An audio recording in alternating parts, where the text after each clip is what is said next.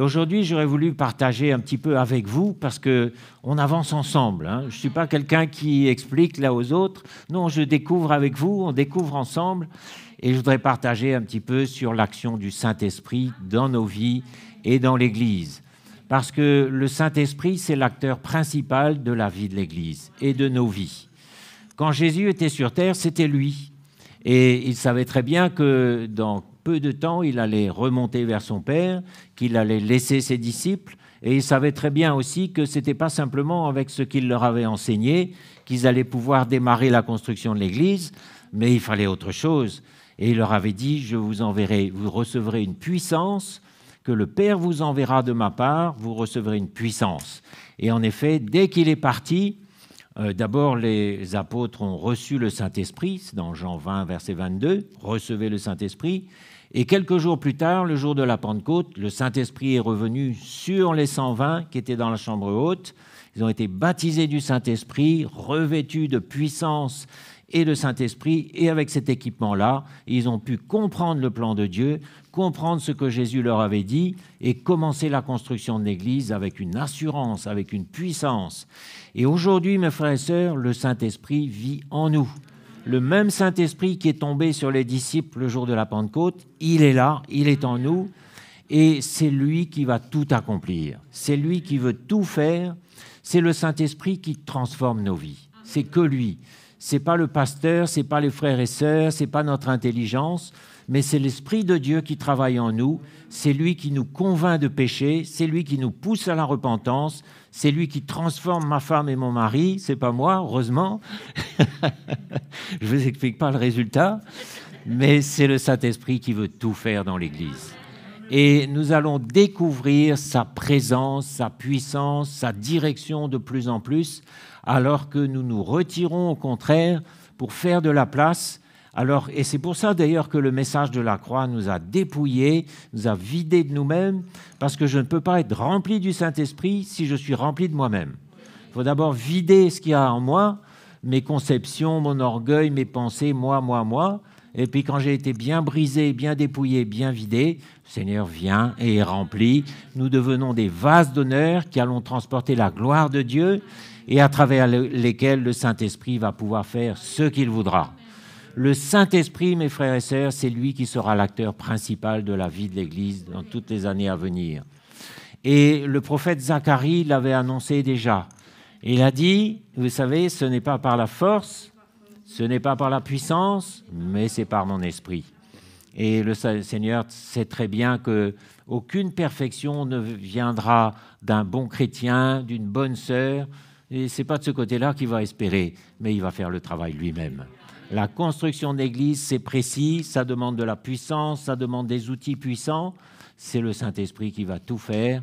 Apprêtons-nous à découvrir sa présence en nous, à l'écouter, à l'accompagner, à le laisser faire. Et c'est pour ça que si nous avons des fardeaux, mais remettons tout ça au Seigneur, parce qu'il vit en nous, il est là, il veut s'en occuper, et il ne veut pas qu'on soit lourd, fatigué, chargé, inquiet. Mais il nous dit, mais pourquoi tu t'inquiètes là? J'ai déjà préparé le moyen d'en sortir. Avec l'épreuve, j'ai déjà préparé le moyen d'en sortir. Pourquoi tu regardes vers en bas? On peut pleurer, c'est vrai. Il y a des moments où on pleure, il y a des moments où on gémit. C'est vrai que la vie, c'est quelque chose de dur. Et je connais des frères, des sœurs qui sont éprouvés dans leur santé, dans leur corps, et qui gémissent et qui pleurent. C'est vrai. Et le Seigneur n'est pas indifférent, parce que lui-même a souffert sur la croix. Imaginez-vous un peu quand il a été, enfin, on ne va pas décrire, mais il sait ce que c'est que de souffrir dans son corps. Et il peut compatir avec nous, il peut nous venir en aide. Mais c'est une chose de pleurer, mais c'est une chose de persévérer. On doit persévérer en regardant vers en haut et dire, Seigneur, tu vas m'aider, ça ne va pas me bloquer ou m'arrêter, je veux continuer. Et le Seigneur est capable aussi de redonner de la vigueur à un Abraham qui avait 90 ans, une Sarah qui avait à peu près le même âge, à Moïse qui avait, je crois, 80 ans quand il a commencé son ministère. Il est capable de redonner de la vigueur à nos os, à nos muscles. Il est capable, mais ça, c'est le Saint-Esprit. Et ma prière, c'est que nous soyons saisis par l'Esprit de Dieu, saisis par le Saint-Esprit, saisis par l'Évangile, parce que quand on est comme ça, On n'est plus sur la terre avec nos fardeaux, nos soucis, nos forces, nos solutions, mais on est rempli d'esprit et on a de la puissance dans notre cœur pour continuer, pour faire l'œuvre de Dieu, pour discerner aussi. Et ça, c'est tout ce que les anciens n'avaient pas autrefois. Les Israélites, avant Jésus, n'avaient pas cette puissance. Le Seigneur leur avait donné la loi, il leur avait donné les 10 commandements, il leur avait donné les ordonnances lévitiques, et d'ailleurs, quelques-uns ont été agréables à Dieu avec ça. Il faut quand même le souligner, comme quoi ce n'était pas mission impossible pour eux, parce qu'on pourrait se dire, bah oui, le Seigneur leur a demandé quelque chose d'impossible. Non. Et on voit des exemples et des modèles. Par exemple, Zacharie et Élisabeth, les parents de Jean-Baptiste. La parole de Dieu nous dit qu'ils étaient irréprochables par rapport à la loi, et le Seigneur les a utilisés comme un maillon important dans le plan de Dieu à l'époque où Jésus allait naître. C'était un honneur que Dieu leur faisait, puis en même temps, il y a eu un petit redressement parce que quand même Zacharie a manqué de foi, mais peu importe, on voit que ce n'était pas mission impossible, mais qu'il y avait quelques Juifs qui étaient agréables à Dieu. Et il y avait aussi les disciples.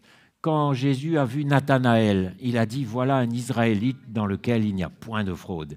Il lui a rendu hommage et a dit « Voilà un homme qui observe la loi fidèlement, qui est intègre, qui est sincère ». Comme quoi, il y a un faible reste, selon l'élection de la grâce, qui a réussi par rapport au plan de Dieu. Donc, c'était possible. Et chez les païens, on pourrait se dire, les païens d'avant Jésus, ils étaient démunis, ils étaient livrés à eux-mêmes, mais pas du tout, parce que le Seigneur leur avait donné tout ce qu'il fallait aussi. Et Paul en parle dans les premiers chapitres de l'Épître aux Romains. Le Seigneur leur avait donné une conscience. La conscience, finalement, c'est comme les 10 commandements. Et il leur avait donné cette conscience. Quand notre conscience est vivante, qu'est-ce qu'elle nous dit?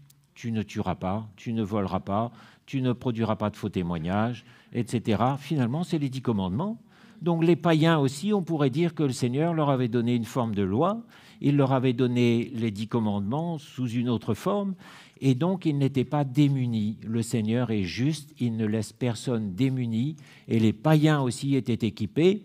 Et d'ailleurs, le premier chapitre de l'Épître aux Romains décrit ce que Dieu attendait d'eux, avec cette conscience qui leur faisait discerner ce qui est bien et ce qui est mal, qui était vivante en eux. Le Seigneur s'attendait à ce que, en voyant la perfection de la création, de la vie, ils rendent gloire à Dieu, même s'ils ne savaient pas trop mettre un nom sur ce Dieu-là, mais qu'ils lui rendent gloire, qu'ils lui obéissent, qu'ils obéissent à leur conscience. Et d'ailleurs, l'apôtre Paul va encore plus loin. Et il dit que ces païens qui obéissent à la voix de leur conscience, il se pourrait bien qu'un jour, ils se retrouvent en train de juger le juif qui se dit juif, ou le chrétien, peu importe, qui porte le nom de juif, mais qui n'observe pas ses commandements. Et on va lire dans l'Épître aux Romains. On va lire un peu dans l'Épître aux Romains.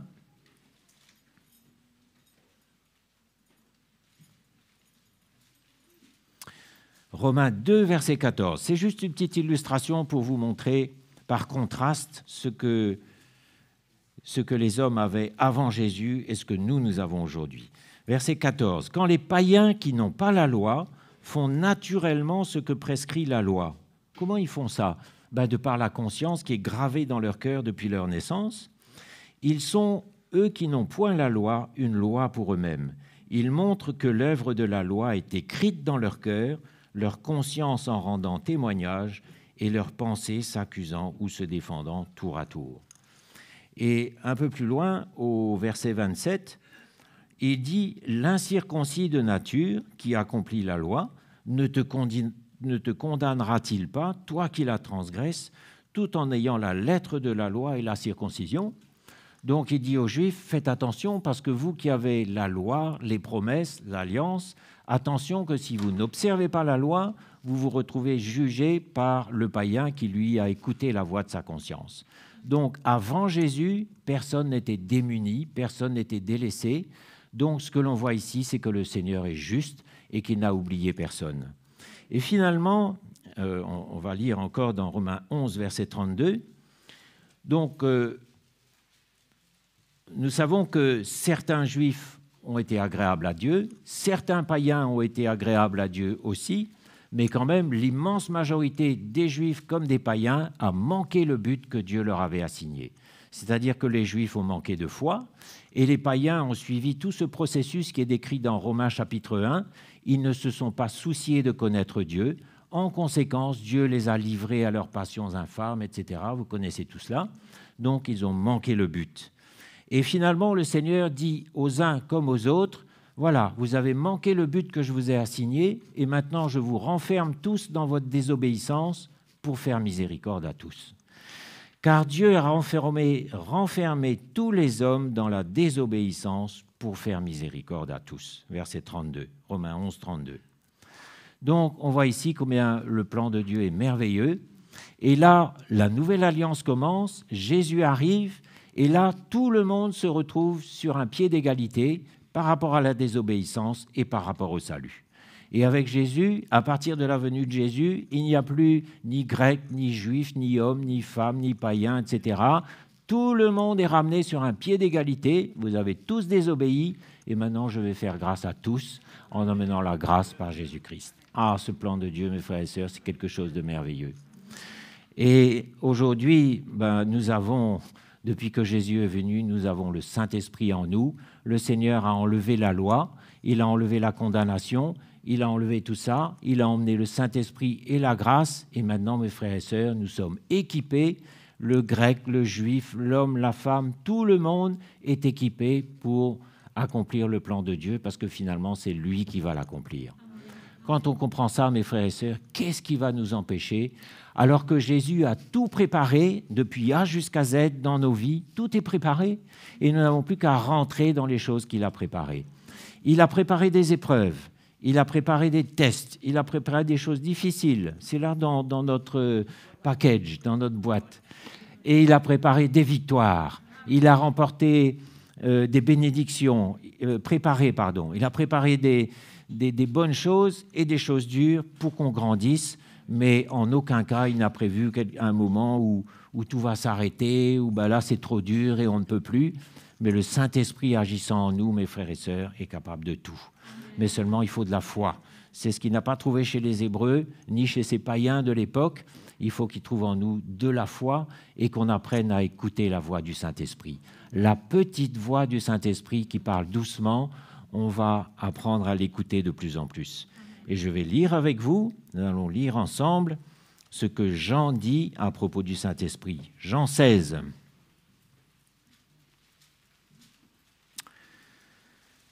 Verset 8. Quand il sera venu, le Saint-Esprit, bien sûr, c'est Jésus qui parle, il convaincra le monde en ce qui concerne le péché, la justice et le jugement. Verset bien connu. En ce qui concerne le péché, parce qu'il ne croit pas en moi. Et quand Pierre a commencé à prêcher à la foule, juste après la Pentecôte, ce qu'il a prêché, il y avait déjà un jugement de Dieu pour ceux qui ne croyaient pas. Ceux qui ne croyaient pas étaient jugés à ce moment-là par le Saint-Esprit qui prêchait la vérité. Et c'est pour ça que le critère, c'est de croire. Ce n'est pas d'être une bonne personne, d'être un bon chrétien, d'être une bonne sœur, d'avoir fait des bonnes œuvres. Mais ce qui sera le critère important pour le Seigneur, c'est d'avoir cru ou de n'avoir pas cru. Et devant nous, nous verrons toutes sortes de gens qui vont croire, qui vont rejoindre les rangs de CTMI, de l'Église, qui vont croire avec nous, et d'autres qui vont s'opposer violemment, même quand ils verront des miracles. Et c'est là le blasphème contre le Saint-Esprit que beaucoup... vous savez, il y a beaucoup de chrétiens qui se disent « Mais qu'est-ce que c'est que ce blasphème contre le Saint-Esprit qui ne sera pas pardonné ?» Eh bien, c'est le fait tout simplement de voir le Saint-Esprit en action, qui ressuscite les morts, qui guérit les malades, qui agit puissamment, et en voyant tout ça, continuer à s'endurcir. C'est ce que les pharisiens ont fait, les sadducéens se sont endurcis contre ce que le Saint-Esprit est en train de faire lui-même. Et c'est ça, finalement, ce blasphème contre le Saint-Esprit. Et quand on s'endurcit contre la voix du Saint-Esprit, on est vraiment en danger. Il y a beaucoup de choses qui seront pardonnées. Au fait, le Seigneur peut tout pardonner. Mais quand on s'oppose sciemment et volontairement à ce que le Saint-Esprit est en train de faire sous nos yeux, là, ça devient grave. Donc, il convaincra le monde en ce qui concerne le péché, la justice et le jugement. Le péché, parce qu'il ne croit pas en moi. Le péché le plus grave pour le Seigneur, c'est de ne pas croire. La justice, parce que je vais au Père et que vous ne me verrez plus. Le jugement, parce que le prince de ce monde est jugé. J'ai encore beaucoup de choses à vous dire, mais vous ne pouvez pas les porter maintenant. Quand le Consolateur sera venu, l'Esprit de vérité, il vous conduira dans toute la vérité. Car il ne parlera pas de lui-même, mais il dira tout ce qu'il aura entendu et il vous annoncera les choses à venir. Il me glorifiera parce qu'il prendra de ce qui est à moi et il vous l'annoncera. Tout ce que le Père a est à moi, c'est pourquoi j'ai dit qu'il prend de ce qui est à moi et qu'il vous annoncera. Alors là, il y a tout de suite une incompréhension possible, c'est que beaucoup de chrétiens se disent « merveilleux, j'ai le Saint-Esprit, j'ai ma Bible, je crois en Dieu, et puis c'est bon ». Et là, ils mènent une vie chrétienne indépendante, et il faut faire attention justement à cette époque de pandémie, de Zoom, où on se retrouve un peu tout seul chez soi. On ne peut pas s'en sortir avec juste le Saint-Esprit, moi et le Saint-Esprit, moi et ma Bible, parce qu'il ne faut pas oublier que dans la Bible, il y a aussi Éphésiens 4, versets 15 et suivants. Qu'est-ce que le Seigneur a donné en plus du Saint-Esprit? Des apôtres, des prophètes, des docteurs, des ministères, des anciens, etc. Il a donné tout ça pour le perfectionnement des saints, en vue de l'œuvre du ministère, pour que nous parvenions tous à l'unité du corps de Christ et à la maturité parfaite et que nous ne soyons plus des enfants flottants et emportés à tout vent de doctrine. Donc, qu'est-ce que le Saint-Esprit fait et qu'est-ce qu'il ne fait pas? Le Saint-Esprit fait un peu ce que les prophètes de l'Ancien Testament faisaient autrefois. Ils ramenaient le peuple de Dieu qui s'égarait. Constamment, ils essayaient de ramener le peuple de Dieu. Le Saint-Esprit fait la même chose quand je m'égare, quand je m'endurcis, quand je pêche. Il me convainc de péché, d'endurcissement, de scepticisme, et il me ramène vers la croix de Christ. C'est ça l'action principale. Il nous conduira dans toute la vérité. Et il est capable aussi de nous convaincre quand nous avons mal fait quelque chose. C'est là l'action peut-être la plus forte. Par exemple, si je me suis mis en colère, imaginons, ce n'est pas la vérité, imaginons que je me suis mis en colère avec ma sœur ce matin, juste avant de venir. Quand je vais arriver là, je vais être mal. Quand je vais prendre le micro, là, je ne pourrai même pas. Je serai obligé de poser mon micro. Qu'est-ce qui fait ça? C'est le Saint-Esprit qui m'arrête. Il me dit stop, je ne veux même pas entendre plus, humilie-toi, va réparer. Ça, c'est le travail du Saint-Esprit. Et c'est pour ça qu'il faut l'écouter, parce qu'il y a un fracas, il y a le fracas du monde, il y a le bruit, il y a toutes sortes de choses, les raisonnements, les pensées, la culture, il y a toutes sortes de choses. Et le Saint-Esprit est comme un petit murmure, une petite voix qui nous dit « mais humilie-toi, repens-toi, va rectifier ». C'est pour ça, mes frères et sœurs, il faut qu'on s'entraîne de plus en plus à écouter la voix du Saint-Esprit. Parce que nos raisonnements sont forts, parce que la voix du monde est forte. Mais le Saint-Esprit nous dira souvent « qu'est-ce que tu as fait là? Ça, c'est pas bon. Rectifie, redresse, humilie-toi. » Ça, c'est la petite voix du Saint-Esprit. Maintenant, qu'est-ce qu'il ne va pas faire? Il ne va pas donner à chacun de vous individuellement des grandes révélations concernant la construction de l'Église, concernant l'avenir de l'Église, concernant le retour de Jésus, etc. Non, les grandes révélations, ça vient par les 5 ministères. Ça vient par les apôtres et les prophètes. Et dire « j'ai le Saint-Esprit et j'ai ma Bible, ça me suffit », c'est se tromper complètement. Vous allez vous perdre complètement comme ça. Mais on a besoin de tout. Mes frères et sœurs, on ne peut pas prendre ce verset et s'en contenter. On a besoin de lire tout. On a besoin de lire tout le contexte, de lire toute la Bible et de considérer tout ce que le Seigneur nous donne. Et il nous a donné des anciens, des apôtres, des prophètes, des docteurs, des évangélistes, etc. et des enseignants. Moi, je passe beaucoup de temps à écouter les enseignants.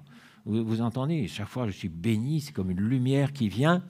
Le Seigneur nous a donné tout ça. N'allons pas nous priver de tout ça, mais c'est dans ce contexte que le Saint-Esprit, maintenant, va nous parler de plus en plus. Et vous savez, il y a des choses que l'on discerne parce qu'on est chrétien depuis longtemps, on a une expérience, on sait ce qui est juste et pas juste. Par exemple, si aujourd'hui je vais dans une église où la prospérité est prêchée, tout de suite je vais discerner. Qu'est-ce qui me fait discerner? C'est mon expérience de chrétien. Je sais ce qui est écrit, je sais ce que j'ai reçu et de qui je l'ai reçu concernant le plan de Dieu, etc. C'est ça qui me fait discerner. Mais maintenant, il y a des choses que je vais discerner directement du Saint-Esprit. Et c'est là que le Seigneur va nous emmener de plus en plus. Par exemple, un autre exemple, un jour, Pierre était à Jérusalem et Ananias, puis Saphira ensuite, Ananias s'est approché avec son offrande. Est-ce que juste sa culture chrétienne, sa connaissance de l'Évangile, etc., lui aurait permis de discerner qu'il y avait du mensonge et de la fraude dans le cœur d'Ananias, vous croyez? Mais non, sûrement pas. Et il n'y aurait vu que du feu. Et là, ce qui a agi, c'est le discernement qui vient directement du Saint-Esprit, la voix du Saint-Esprit qui lui a fait ressentir, là, il y a de la fraude, là, il y a du mensonge. Et c'est cette voix du Saint-Esprit que de plus en plus, je vous encourage à écouter, à entendre et à discerner. Récemment encore, il y a eu une situation, j'ai été témoin d'une situation où j'étais impliqué, et puis tout d'un coup, ting, il y a eu un petit message du Saint-Esprit qui est venu. Le Saint-Esprit m'a montré quelque chose dans une réunion, et dès le lendemain, ça s'est vérifié. Je dis, ah ben oui, Seigneur, tu m'as montré, mais ça, c'est pas avec ma culture chrétienne que j'aurais découvert. Le Saint-Esprit m'a montré, et j'ai testé un peu avec les autres frères, je leur ai dit, vous avez discerné quelque chose là, ce jour-là? Ben non, on n'a pas vu. Mais le Seigneur m'a montré, évidemment, il m'a montré à moi, puisque je suis devant. Le Saint-Esprit va nous révéler des choses personnellement, et c'est pour ça que nous avons besoin d'être dans l'Esprit, parce que ça, on l'entend quand on est investi, quand on est entier, quand on est zélé, quand on est engagé. On n'entendra pas la voix du Saint-Esprit si on est tiède, si on est dans le compromis, si on est entre deux. Oubliez, hein, ça, vous pouvez oublier. Mais c'est comme ça que le Saint-Esprit veut nous conduire. Il veut nous conduire dans toute la vérité, il veut nous parler. Et quand vous lisez le livre des Actes, c'est flagrant comment les apôtres... Alors vous allez me dire, bah oui, c'était les apôtres. Mais est-ce que le Saint-Esprit ne vit pas en toi? Hein? Il ne faudrait pas se réfugier derrière cette facilité de dire, bah oui, mais moi je suis un petit chrétien et ce sont les anciens qui doivent faire ci et ça. Non, le Saint-Esprit vit en toi. Le ministère du Saint-Esprit, c'est quelque chose qui t'a été confié à toi, individuellement, ainsi qu'à nous tous ici. Et je crois que le Saint-Esprit voudra nous parler de plus en plus clairement. Et peut-être dans la rue, à un moment, notre programme va être interrompu parce qu'il va nous dire « Tiens, va parler à telle personne ». Et dans le naturel, certainement, on n'irait pas, parce que souvent, ce sera quelqu'un d'un peu rebutant, quelqu'un vers qui on ne serait jamais allé. Mais le Seigneur sait très bien ce qu'il veut faire. Le Saint-Esprit va nous conduire dans toute la vérité. Et il va accomplir le plan de Dieu à travers nos vies. Et il va parler à travers nous aussi. Quand Pierre a parlé après la Pentecôte, c'est lui qui a parlé, vous croyez, de ce que Jésus avait enseigné, de ce qu'il avait compris, etc. Le Saint-Esprit l'a saisi et il a parlé. Étienne, quand il était devant le Sanhédrin, l'Esprit de Dieu l'a saisi et il a parlé. Et le Seigneur nous a avertis, quand vous serez traînés devant des tribunaux, des rois, des Sanhédrins, ne vous préoccupez pas de ce que vous allez dire, parce que le Saint-Esprit vous le communiquera à l'heure même. Et je vous donnerai une sagesse que personne ne peut contester, une sagesse à laquelle personne ne pourra répondre. C'est le Saint-Esprit qui va faire ça. Et quand on entend les frères qui prêchent, quand on entend Jocelyn, quand on entend Mickey, ils sont ouins. Qu'est-ce que ça veut dire ouin? Ça veut dire rempli du Saint-Esprit. L'onction du chrétien, c'est pour vous tous, c'est le Saint-Esprit en vous. Vous avez une onction, mes frères et sœurs, pour encourager, pour prêcher l'Évangile là où vous êtes, peut-être dans le métro, je ne sais pas, si l'occasion s'en présente. Vous avez l'onction de Dieu en vous. D'ailleurs, on va lire là-dessus. 1 Jean 2, verset 26. Ah, moi je veux qu'une chose, c'est d'être saisi par l'Esprit de Dieu. Première épître de Jean, chapitre 2, verset 26. Je vous ai écrit ces choses au sujet de ceux qui vous égarent. Donc les versets précédents faisaient allusion aux faux prophètes, aux faux apôtres qui tentaient d'égarer le peuple. Verset 27, pour vous, l'onction que vous avez reçue de lui demeure en vous, et vous n'avez pas besoin qu'on vous enseigne. Ah, voilà pourquoi je précisais ça tout à l'heure. Mais comme son onction vous enseigne toute chose, qu'elle est véritable et qu'elle n'est point un mensonge, demeurez en lui selon les enseignements qu'elle vous a donnés. Donc ici, il est question de l'onction que vous avez reçue de lui et qui demeure en vous. L'onction du chrétien, c'est quelque chose qui vous équipe pour faire tout ce que le Seigneur va vous demander, et c'est avec cet équipement-là que vous pouvez agir. N'essayez pas avec vos propres forces, avec votre intelligence, avec même votre expérience, parce que notre expérience, oui, peut-être j'ai vécu ça il y a 20 ans, mais aujourd'hui, qu'est-ce que le Saint-Esprit veut dire? Qu'est-ce que le Seigneur veut dire? Avec l'Esprit de Dieu, toute chose est nouvelle tout le temps.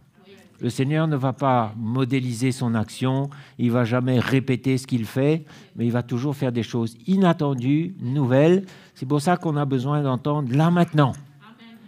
Et c'est pour ça que l'onction de Dieu, on a besoin de la chérir, de la garder comme un trésor, de mettre de l'huile dans notre lampe tous les jours, d'avoir une vie de prière, d'avoir une vie à l'écoute de la parole, d'avoir un engagement, d'avoir nos priorités en ordre. Je peux avoir fait des grandes études et être médecin, mais ma priorité, c'est le plan de Dieu, c'est le Seigneur. Je peux faire des grandes études, il n'y a aucun problème, mais que mes priorités soient en ordre. Et on a des exemples de jeunes qui ont fait des études brillantes. Et il y en a un qui vient d'être qui est médecin depuis quelques jours, avec son diplôme, avec tout. Mais il a toujours mis ses priorités en ordre. Il est une bénédiction pour l'Église. Et c'est comme ça qu'on entretient l'onction qui est dans notre cœur. Et maintenant, il ne faut pas non plus se mettre sous la loi en disant il faut. C'est pas avec des il faut, mais c'est avec un cœur. La nouvelle alliance, c'est une alliance de cœur, où on aime Jésus, où on veut lui plaire. Et si on sait qu'on a besoin de travailler, on reste travailler, mais on sait où est notre cœur. Mais à un moment, on sait qu'on a besoin d'être dans l'Église et on fait confiance au Seigneur pour notre examen le lendemain. Il faut entendre du Saint-Esprit. Reste là ou viens à l'Église. Il n'y a pas de loi, qu'est-ce qu'il faut que je fasse? Je viens, je travaille. Apprends. Et puis peut-être tu vas faire des mauvais choix, mais ce n'est pas grave, mais au moins apprends. Et apprends à entendre la voix du Saint-Esprit et ça va devenir clair. Et prends un risque, dis écoute, je fais ça, et peut-être que l'expérience va te montrer que tu as fait le bon choix. L'expérience, le vécu, tu vas voir le jour de l'examen ou du partiel, le Saint-Esprit justement va t'inspirer, ce sera le bon devoir qui sera demandé, et le Seigneur va te donner de l'intelligence, il va tout conduire, et après tu pourras dire super, j'ai fait le bon choix, j'ai mis mes priorités en ordre, le Seigneur m'a aidé, j'ai eu mon examen. Et puis peut-être aussi, tu vas te planter. Mais alors, c'est un problème. C'est comme ça qu'on apprend. On fait des bêtises, on se trompe, on se plante, mais le Seigneur nous aide. On apprend et on apprend à entendre la voix.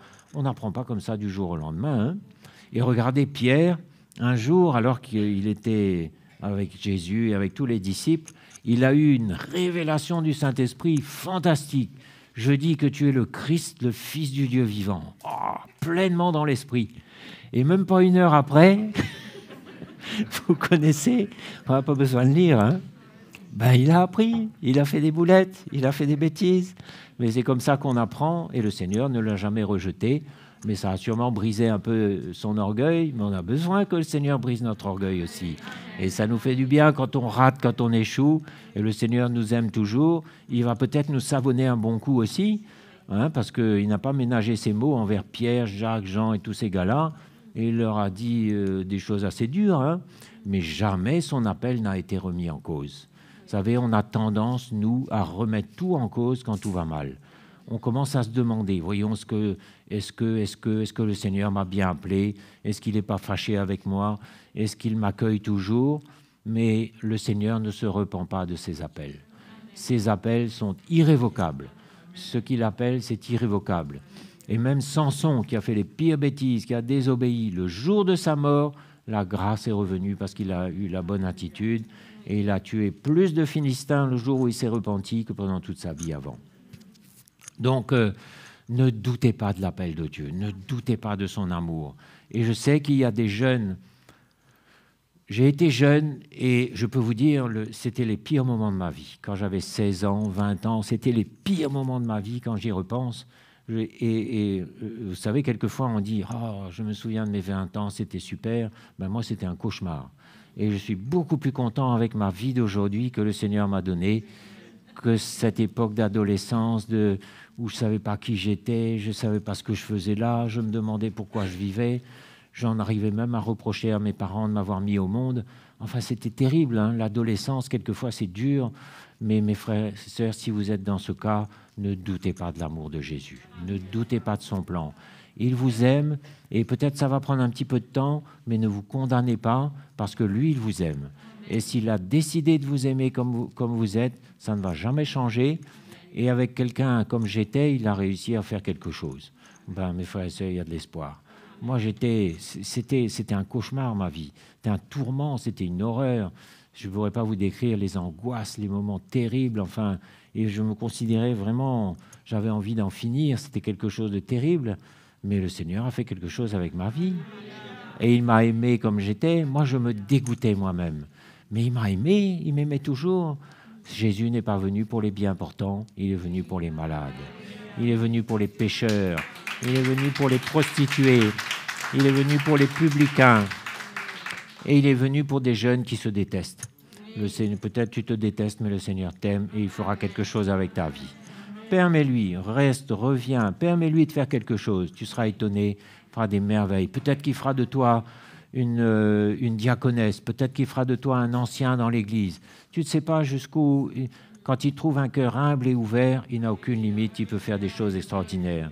Il a choisi Paul, c'était un criminel qui avait tué des chrétiens, qui les emprisonnait, qui les tuait. C'est cet homme-là qu'il a choisi. Pourquoi ? Pour nous montrer qu'il n'y a aucune limite à son pardon, à sa grâce, à son amour. Aucune limite, il n'y a aucune limite. L'onction de Dieu, mes frères et sœurs, c'est quelque chose qu'il faut cultiver, qu'il faut garder, qu'il faut développer, parce que c'est la présence de Jésus en nous.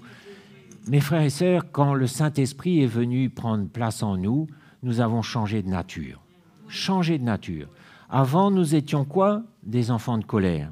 Séparés, ennemis, enfants de colère.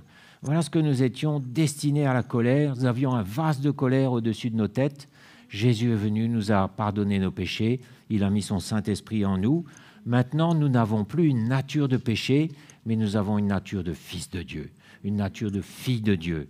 Et l'Esprit qu'il a fait habiter en nous fait dire « Abba, Père », nous fait reconnaître que Jésus est notre papa, et lui nous reconnaît comme ses enfants. Nous avons changé de nature. Nous avons été déménagés en esprit de cette terre vers les lieux célestes où nous sommes avec lui maintenant. C'est un miracle total. C'est une intervention surnaturelle et miraculeuse. Et aujourd'hui, il y a autant de différences entre l'homme du monde là, dans la rue et moi qu'entre moi et un ange. Il y a la même différence, un fossé, ça n'a plus rien à voir.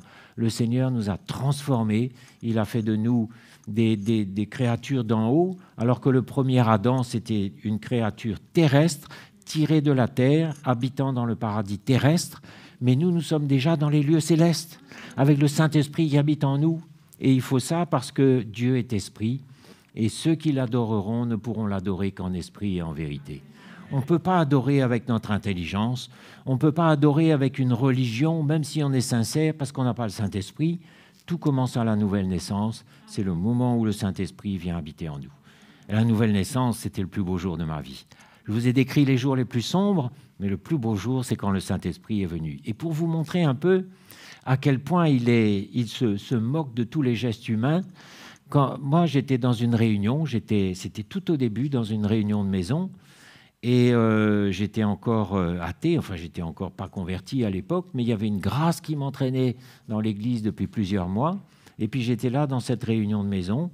Le Seigneur m'a touché, je suis né de nouveau, fini, terminé. Il n'y a même pas eu un appel, le pasteur ne savait même pas, c'était un pasteur de la Réunion qui était là, c'était pendant la louange, il n'y a eu aucun appel, aucune prière de repentance, aucune intervention humaine, aucune imposition des mains. Le Seigneur m'a touché, pouf, fini, terminé, je suis né de nouveau. Le Saint-Esprit est tout-puissant. Alors, je ne suis pas en train de dire que maintenant, il ne faut plus faire la prière de repentance et tout ça. Bien sûr, on va faire. Dis après moi, hein, je reconnais, je suis pécheur, j'ai péché contre le ciel et contre Dieu, je demande pardon au Seigneur. Oui, on va continuer à faire ça. Mais le Saint-Esprit est souverain et il se moque de ce que les hommes font quand il a besoin. Il passe par-dessus les titres, par-dessus les dénominations, par-dessus. Il se moque de savoir si on est une grande église ou une petite, si tu es ancien, diacre ou rien du tout. Et le Saint-Esprit fera des miracles à travers des enfants, à travers des jeunes, à travers des sans-grades, des gens dont le monde ne fait aucun cas, des jeunes même dont l'Église, je ne dirais pas ne fait aucun cas, mais vous savez, avec notre légalisme, on arrive à quelquefois à mettre des gens dans des boîtes et à dire, bon, lui, alors super, top, puis après, il y a une hiérarchie qui descend. Mais le Saint-Esprit va nous étonner. Hein. Vous êtes prêts ? il va faire des choses extraordinaires, il est souverain, il est tout-puissant, et il habite en vous, mes frères et sœurs, il habite en vous, chacun de nous, son onction est là, le Saint-Esprit est là, gloire à Jésus. Ça, c'est notre trésor, mes frères et sœurs. Son onction vous enseigne toutes choses. Alors, on prend bien le temps de lire ça, hein, parce que justement, il ne faut pas mal comprendre. Elle vous enseigne toutes choses. Oh, ben alors, je n'ai pas besoin des ministères, je n'ai pas besoin des apôtres, des prophètes, je n'ai pas besoin de tout ça, je n'ai pas besoin de ton Église. Si, mes frères et sœurs, il faut bien comprendre ce que le Saint-Esprit va nous enseigner et ce qu'il ne va pas nous enseigner. Par contre, quand les onctions prêchent, quand Mickey prêche, Peter, etc., tous ces hommes-là prêchent, le Saint-Esprit agit et il nous convainc en ce qui concerne le péché, comme quoi la parole et le Saint-Esprit travaillent toujours en même temps. Toujours. La parole sans le Saint-Esprit, c'est une lettre qui est écrite avec de l'encre et puis c'est tout. Mais quand le Saint-Esprit est présent en moi, cette lettre-là qui est écrite prend vie. Elle devient vivante. Elle devient l'épée qui sépare la chair et l'esprit dans mon cœur, qui me montre mon état, qui me convainc, qui me pousse à la repentance. Cette lettre-là prend vie quand le Saint-Esprit est là, qu'il est vivant, qu'il est présent. Donc le Saint-Esprit et la parole travaillent ensemble. Et déjà lors de la création, l'Esprit de Dieu se mouvait sur les eaux et la parole de Dieu venait. Et quand la parole venait, le Saint-Esprit accomplissait ce que la parole avait prononcé. Ils travaillent toujours ensemble. C'est pour ça que j'ai besoin du Saint-Esprit, mais j'ai besoin aussi d'entendre la parole que les onctions prêchent. C'est bien clair, hein? Personne ne va tomber dans le piège, moi et le Saint-Esprit. Bon. Demeurez en lui selon les enseignements qu'elle vous a donnés. Donc on a besoin de demeurer en lui et de garder les enseignements qu'il nous a donnés.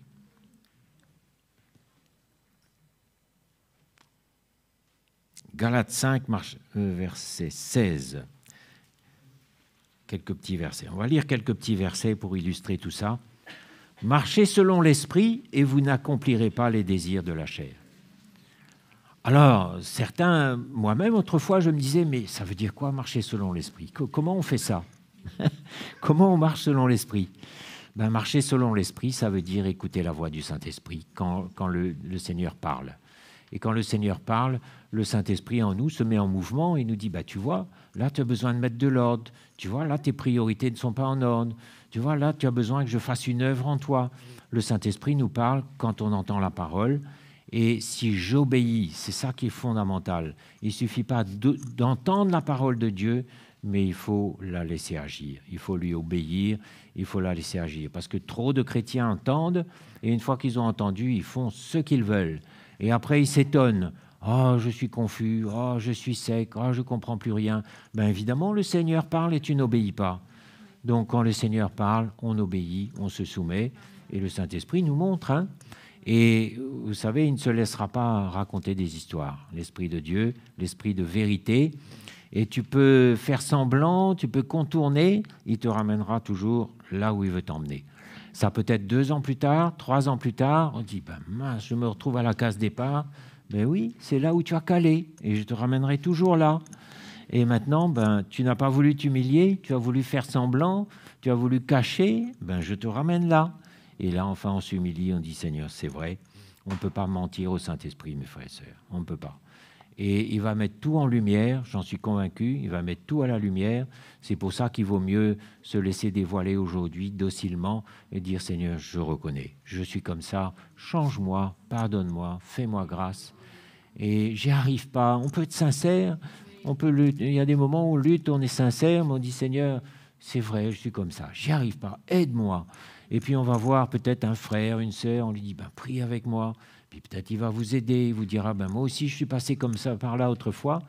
Donc on a besoin d'Éphésiens 4,15, mais on a besoin aussi de la communion fraternelle, de la fraction du pain, des prières. On a besoin de tout ça aussi. On a besoin de tout ce que le Seigneur met à notre disposition. Amen. Et là, le Saint-Esprit agit. Il faut être complètement équipé. L'équipement du soldat, c'est le casque, le bouclier, la ceinture, tout. Mais si le soldat part à la guerre juste avec sa ceinture, ben, je ne vous explique pas le résultat. Hein? Marchez selon l'esprit et vous n'accomplirez pas les désirs de la chair. Écoute la voix du Saint-Esprit et tu n'accompliras. Celui qui est né de nouveau, il n'a plus de force pour pécher. celui qui a le Saint-Esprit en lui, il n'a plus de force pour pécher. Le péché, ça nous dégoûte, ça nous révulse, et le monde aussi nous dégoûte. Et pendant ce mois de décembre-là en particulier, c'est un peu un test de voir où on en est. Est-ce qu'il y a encore quelque chose qui nous attire? Est-ce qu'on va encore tomber dans le piège des réunions familiales où on boit, où on dit n'importe quoi? Est-ce qu'on va encore se laisser attraper par les convoitises et puis après on regrette parce que finalement on a acheté des trucs qui ne rempliront jamais notre cœur? C'est un petit peu un test. Est-ce que l'esprit du monde vit encore un petit peu en moi? Ce n'est pas une catastrophe, on s'humilie. Hein? Et car la chair a des désirs contraires à ceux de l'esprit. Et voilà pourquoi il faut la croix. Sans la croix, on n'aura jamais l'Esprit de Dieu vivant en nous. On a besoin que la chair se taise, qu'elle soit réduite à l'impuissance, on a besoin qu'elle meure. Et quand tout ça, quand on est bien mort, là, l'Esprit de Dieu peut prendre le commandement du navire de notre vie et nous conduire à bon port. Ils sont opposés entre eux afin que vous ne fassiez point ce que vous voudriez. Si vous êtes conduit par l'Esprit, vous n'êtes pas sous la loi. Donc, si vous voulez plaire à Dieu, ne soyez pas en train de vous dire il faut pas, ça c'est permis, ça c'est interdit, ça c'est la loi. Mais marche par l'Esprit plutôt. Parle avec le Saint-Esprit, développe une communion avec lui et dis-lui, ben voilà, je lutte, j'ai du mal, j'y arrive pas. Et tu vas voir, tu vas remporter des victoires. Tu vas être libre aussi d'être comme tu es, tu vas t'accepter toi-même, tu sauras dire non quand il faut dire non, tu n'auras pas de scrupules, tu ne te sentiras pas obligé de dire oui. Et tu vas voir que tu vas devenir libre, parce que là où est l'Esprit de Dieu, là où est aussi la liberté. Mais là où est la loi, ben, vous savez ce qu'il y a, hein? On n'est pas libre du tout sous la loi. On est esclave de la loi, et on peut finir par ressembler à un bon chrétien sous la loi, hein, parce qu'on fait tout bien. Mais si on enlève la loi et qu'on devient ce qu'on est vraiment nous-mêmes, alors on voit qu'aucune œuvre n'est faite et qu'on est toujours ce qu'on était au début. Et ça, c'est une catastrophe. Moi, je n'ai pas envie de paraître, j'ai envie d'être vrai. Hein? Vrai. Seigneur, je suis comme ça, change-moi. Et il ne faut pas dire je suis comme ça, sous-entendu, ben, je vais rester comme ça tout le temps. Hein? Non, on ne veut pas rester. Les faiblesses, oui, d'accord, le Seigneur s'accommode de mes faiblesses, mais il ne veut pas qu'elles restent là tout le temps. Hein? Tu as des faiblesses, mais le Seigneur veut les enlever et il veut mettre de la force à la place. Tu es comme ça, ton père, ton grand-père était comme ça. Ben oui, mais il veut te changer parce que maintenant, tu n'es plus fils de ton père, petit-fils de ton grand-père, mais tu es fils de Dieu et tu es destiné à avoir le caractère de Dieu maintenant. Et peut-être ton grand-père avait tel caractère, ta grand-mère était comme ci ou comme ça, mais maintenant, tu es sur le roc de Christ et tu es destiné à ressembler à ton père. Et ceux qu'il a appelés d'avance, il les a aussi destinés à être semblables à l'image de son Fils. Et si vous laissez l'œuvre de Dieu se faire, le jour, la nuit, il travaille tout le temps, lui, il ne se fatigue jamais, c'est lui qui nous transforme, mes frères et sœurs. C'est le Saint-Esprit qui nous transforme. Nous, on prêche l'Évangile, on donne nos vies, mais qu'est-ce qui vous transforme, les frères et sœurs? Qu'est-ce qui vous fait transformer de gloire en gloire? C'est le pasteur? Non, c'est le travail du Saint-Esprit. Ouais, c'est le Saint-Esprit et qui nous change. Et moi, je suis émerveillé de voir ces miracles. Quand je vois où j'étais il y a 30 ans ou quand j'étais il y a 15 ans et ce que je suis aujourd'hui, tout le chemin parcouru, c'est le travail du Saint-Esprit. C'est lui qui a tout fait. Hein? Moi, j'ai souvent été découragé, fini, etc. Mais c'est lui qui a fait tout ça. Donc, s'il a fait tout ça, vous ne croyez pas qu'il va faire le reste? Hein? Ben, il faut un peu de foi, non? Parce qu'il y a encore un petit bout à faire, mais il va le faire. Il va le faire, il est largement capable. Hein? Et que personne ne dise oh ben non, avec moi c'est cuit, il n'y arrivera pas. Non, il y arrivera. Parce qu'il est capable de tout, parce qu'il est Dieu. Autrement, ça veut dire que le Seigneur s'est trompé.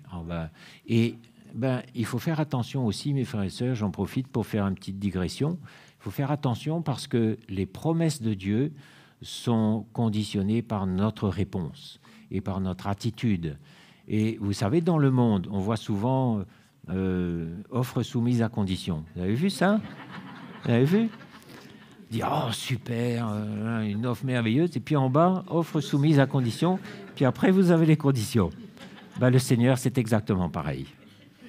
Et il a averti les Hébreux, hein, il leur avait dit, si vous me mettez en premier, si vous m'honorez, si vous m'obéissez, si vous obéissez à ma voix, alors tu seras la tête et non la queue, alors tu entreras dans un pays de lait et de miel, alors etc., des promesses extraordinaires.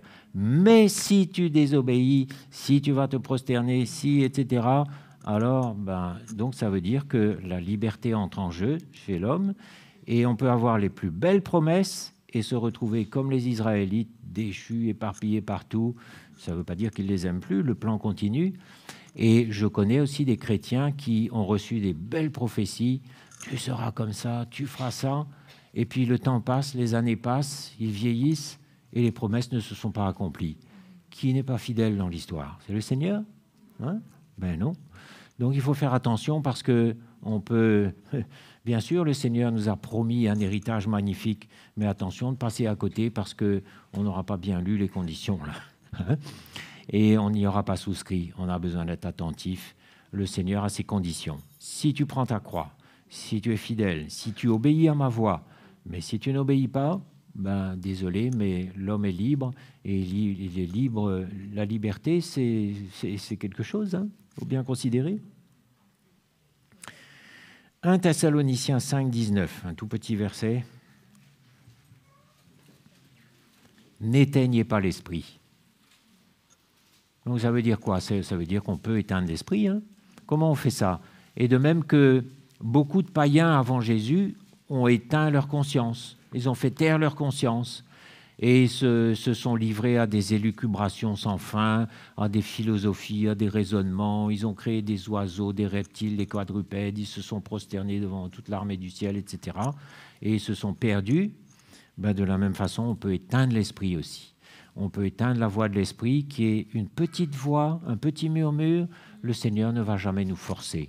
Il ne va jamais forcer, il ne va jamais nous contraindre, mais il va nous avertir, il va nous parler, et on a besoin d'être attentif à la petite voix du Saint-Esprit. Pour ça, il faut apprendre, parce qu'on peut facilement passer à côté.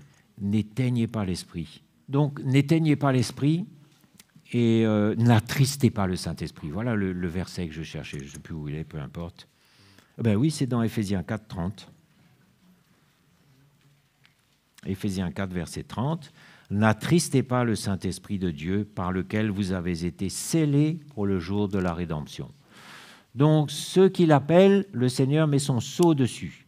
Un peu comme le berger, là, le chef du cheptel, quand il achète des bêtes, il met un truc dessus, un tampon, là, avec un numéro, une marque d'appartenance. Voilà, ça c'est ma brebis, elle m'appartient. Ben, le Seigneur il nous a scellés aussi par le Saint-Esprit. Et même quand vous lisez l'Apocalypse, vous allez voir que le plan de Dieu est loin d'être fini pour les Juifs. Aujourd'hui, c'est le temps des païens, c'est notre temps. Mais après, ça va être le temps des Juifs. Il va à nouveau s'occuper des Juifs. Et il est question des 144 000 Juifs qui ont été scellés du sceau de Dieu. Allez lire un peu. Qu'est-ce que c'est que ce sceau-là? Ben, c'est le Saint-Esprit. Hein, dont ils vont être marqués eux aussi, parce qu'enfin, le Seigneur va leur donner, va ôter les écailles de leurs yeux, et ils vont voir celui qu'ils avaient percé, et ils vont l'accueillir, ils vont croire en Jésus, et ils accueilleront bien sûr le Saint-Esprit en eux, et ils seront eux aussi scellés du Saint-Esprit. Voilà. Et le Seigneur pourra dire, voilà, ça c'est mon sceau, celui-là m'appartient, celui-là m'appartient, celui-là est à moi, le sceau du Saint-Esprit. Et c'est pour ça qu'il ne faut pas attrister le Saint-Esprit. On peut l'attrister en étant léger. Vous savez, il y a beaucoup de chrétiens qui sont très légers, hein, très très légers. Quelque chose qui est léger, on met dans la balance, la balance monte, ça ne fait pas le poids. On a besoin d'être consistant, mes frères et sœurs. Celui qui est ferme dans ses attitudes, le Seigneur lui accorde la paix. Ferme, c'est dans Ésaïe, je ne sais plus où. Celui qui est ferme dans ses attitudes, tu lui accordes la paix. Mais on a besoin de faire le poids. On a besoin d'être consistant, on a besoin de prendre de l'assurance, de la force en Dieu, et d'être des gens de parole, oui ou non. Et n'ayez pas peur de dire non, hein. Quand c'est non, c'est non. Ça peut être une invitation pendant le mois de décembre, ça peut être je ne sais pas quoi. Tu es blessé, tu es pas... Bah, écoute, désolé, mais pour moi, c'est comme ça. Hein. Il y aura beaucoup d'invitations pendant le mois de décembre, beaucoup de tests aussi. Bon, chacun est libre, hein, on ne va pas en parler plus là-dessus, mais je crois qu'il y aura quelques petits tests. Voilà, mes frères et sœurs, le Seigneur nous a donné, nous sommes le temple du Saint-Esprit. Imaginez-vous, moi j'ai regardé des vidéos virtuelles sur YouTube du temple, et du tabernacle aussi d'ailleurs. Ce temple, ça devait être une splendeur. Tout était revêtu d'or, ça brillait d'une lueur, c'était d'une beauté indescriptible, mais nous sommes le temple du Saint-Esprit. Et la gloire de cette deuxième maison sera beaucoup plus grande que celle de l'ancienne. Et la gloire qui brille déjà en nous est tellement plus intense que celle qui brillait pour un temps sur le visage de Moïse. Donc si ce temple-là était merveilleux, mes frères et sœurs, il faut réaliser ce que le Seigneur a fait de nous. Un temple du Saint-Esprit, un temple où le Saint-Esprit habite. Donc ne doutez pas, mes frères et sœurs, quand vous parlez, le Saint-Esprit est capable de parler à travers vous. Quand vous témoignez, quand vous priez avec quelqu'un, le Saint-Esprit est là. Celui qui a présidé à toute la création, celui qui a ressuscité Lazare, qui a ressuscité Jésus, c'est lui qui habite en vous. Ne le méprisez pas, ne le sous-estimez pas, ne vous plaignez pas non plus, mais allez tout mettre en ordre pour qu'il puisse s'exprimer, accomplir le plan de Dieu et faire de vous des lumières dans ce monde plein de ténèbres. C'est effrayant comment les ténèbres s'épaississent. On est destiné à briller de la lumière du Saint-Esprit. Allons remercier Jésus, mes frères et sœurs, ce matin.